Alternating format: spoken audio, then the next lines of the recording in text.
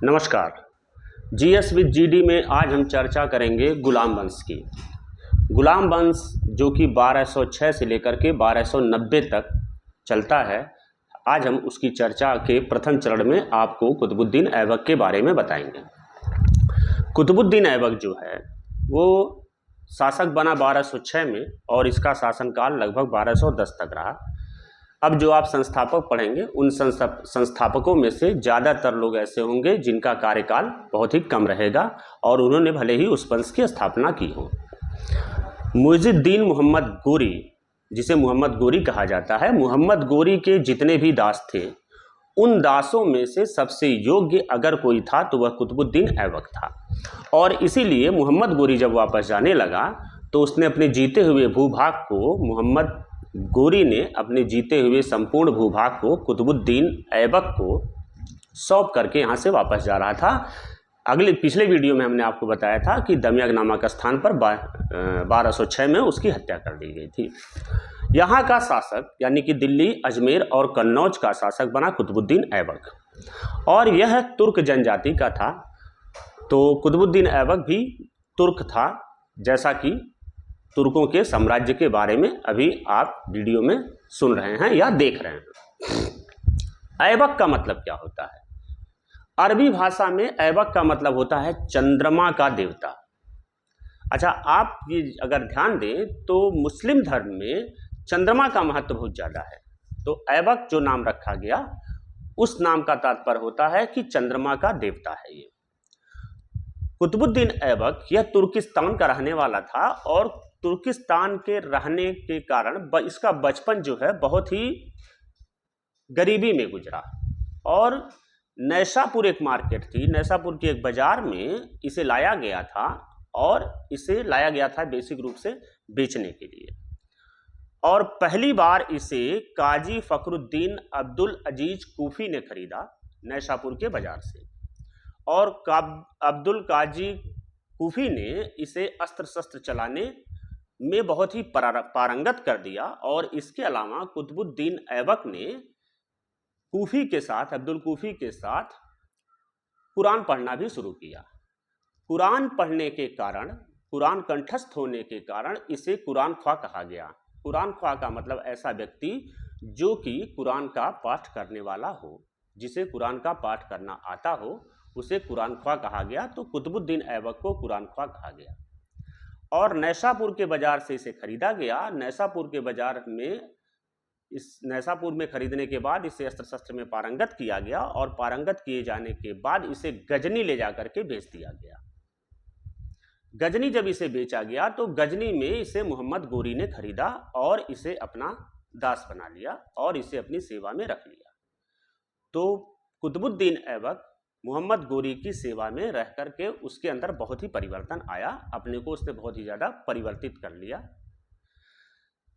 गोरी के समय में यह गोरी का इतना विश्वास पात्र हो गया कि गोरी ने इसे अमीर आखूर का पद दिया। अमीर आखूर का मतलब होता है अश्वशाला प्रधान, ऐसा व्यक्ति जो घोड़ों की देखरेख का प्रबंध करता हो।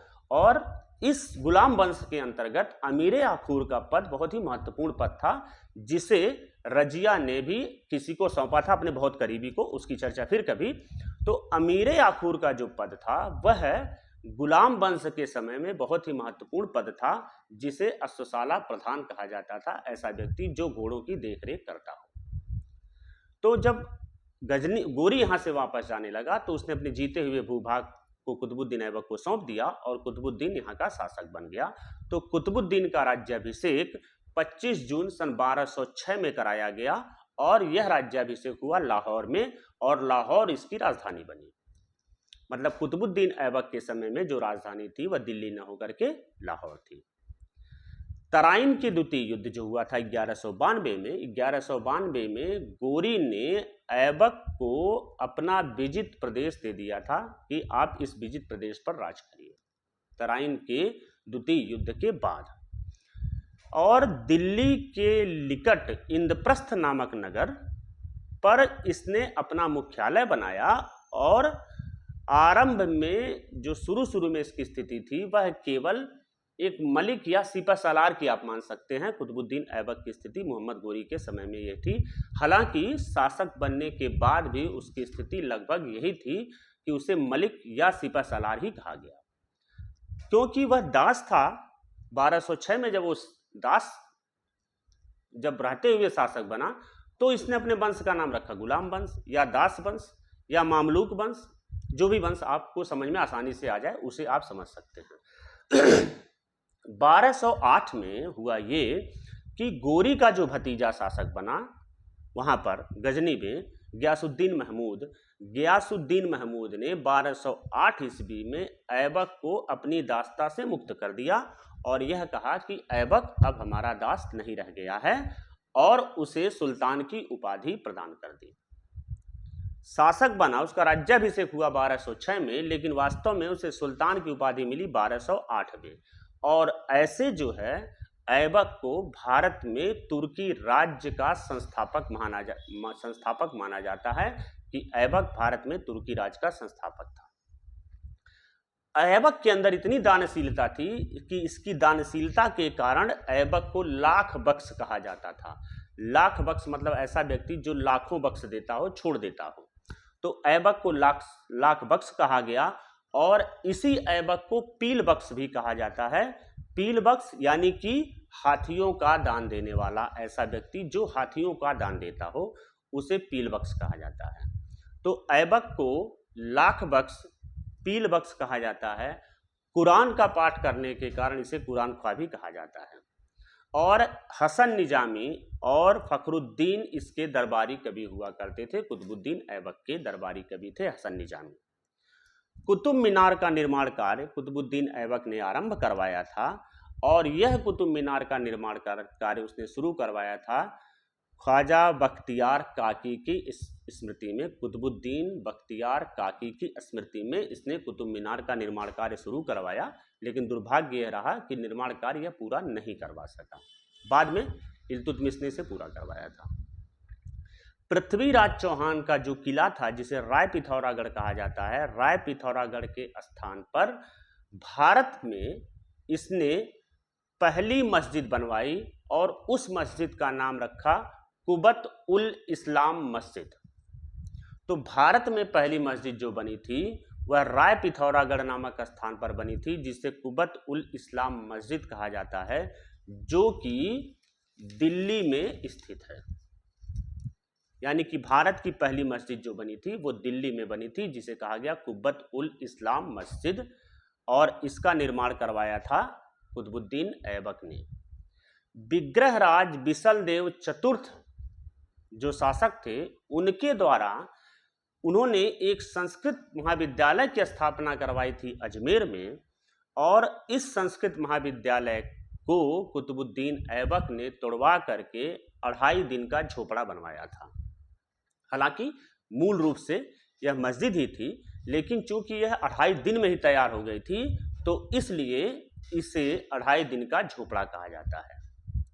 नालंदा विश्वविद्यालय को जो ध्वस्त किया था वह कुतुबुद्दीन ऐबक का एक तरह से सेनापति ही था। हालांकि वो गोरी का भी सेनापति था।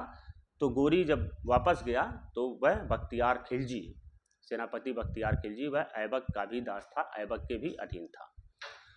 1210 ईस्वी में कुतुबुद्दीन ऐबक की मृत्यु हो जाती है और उसकी मृत्यु का कारण बनता है पोलो। पोलो एक ऐसा खेल है जो कि घोड़े पर बैठ करके खेला जाता है और इसे उस समय चागौन कहा जाता था। तो 1210 ईस्वी में चागौन खेलते समय इसकी मृत्यु हो जाती है और कुतुबुद्दीन ऐबक का मकबरा यह लाहौर में बनवाया जाता है। कुतुबुद्दीन ऐबक की जो नीति थी वह ऐसी नीति थी कि यह वैवाहिक संबंधों द्वारा अपने साम्राज्य को मजबूत करता था कि वैवाहिक संबंध स्थापित कर लीजिए, साम्राज्य मजबूत हो जाएगा, दूसरे से कोई खतरा नहीं रह जाएगा।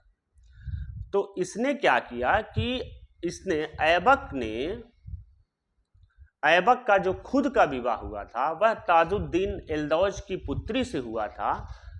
ताजुद्दीन एल्दौज उस समय गजनी का शासक था। तो गजनी के शासक ताजुद्दीन एल्दौज की पुत्री से इसने अपना विवाह किया। अपनी बहन का विवाह नसरुद्दीन कुबाचा से किया और अपनी पुत्री का विवाह इसने इल्तुतमिश से किया।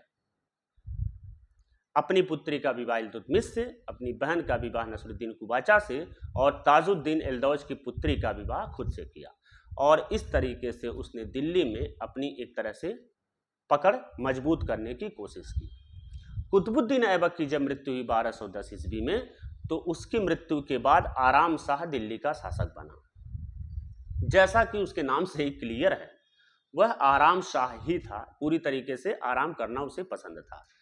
ऐबक की मृत्यु जब हुई, तो उसकी मृत्यु के बाद जो उत्तराधिकार के चुनाव की प्रक्रिया थी, वह तुर्क सरदारों ने खुद से हल किया। जो तुर्क सरदार उसके अधीन काम करते थे, और उन्होंने यह तय किया कि 1210 ईस्वी में लाहौर में आराम शाह को सुल्तान घोषित कर दिया। आराम शाह जो था वो एकदम अक्षम था, बिल्कुल ही आराम तलब व्यक्ति था, उसका राजपाट से कोई लेना देना नहीं था। उस समय, जिस समय आराम शाह शासक बना, उस समय इल्तुतमिश वह बदायूं का सूबेदार था, और जो तुर्क सरदार थे वो आराम शाह से इतने आजिज आ गए थे कि उसने बदायूं के सूबेदार इल्तुतमिश को आमंत्रित किया कि वह दिल्ली पहुंचे और दिल्ली पर नियंत्रण कर ले। इल्तुतमिश को इसलिए आमंत्रित किया क्योंकि इल्तुतमिश जो है वह कुतुबुद्दीन ऐबक का दामाद था। तो इल्तुतमिश को बदायूं से बुलाया गया कि वह आकर के दिल्ली पर कब्जा कर ले, और वह इल्तुतमिश दिल्ली आया और उसने दिल्ली पर कब्जा कर लिया। इस तरीके से गुलाम वंश में कुतुबुद्दीन ऐबक का शासन और आराम शाह का शासन समाप्त होता है। अगले वीडियो में हम चर्चा करेंगे शमसुद्दीन इल्तुतमिश की। तब तक के लिए नमस्कार।